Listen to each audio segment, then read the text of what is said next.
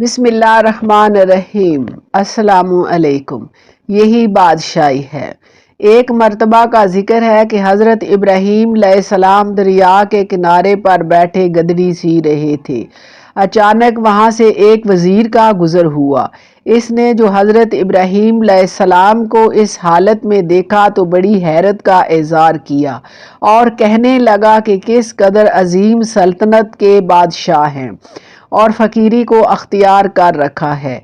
बादशाह होकर फ़कीरों की तरह गदरी सी रहे हैं, जबकि इधर इनकी ना होने की वजह से सल्तनत बर्बाद हो जा रही है।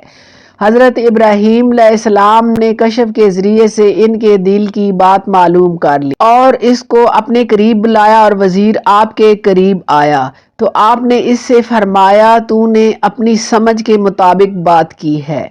इसके बाद आपने अपनी सुई दरिया में फेंक दी और फिर बुलंद आवाज़ से पुकारा कि मेरी सुई मुझे दो।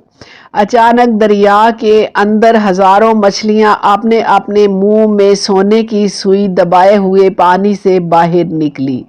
हज़रत इब्राहीम अलैहिस्सलाम ने फिर आवाज़ दी, ए अल्लाह, मुझे सिर्फ अपनी सुई चाहिए।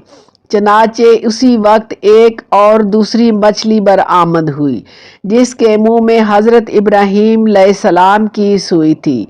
आपने सुई इस मछली से ले ली। इसके बाद आपने इस वज़ीर की तरफ तवज्जो करते हुए फरमाया, ये बादशाही अच्छी है या ये हकीर सल्तनत की बादशाही?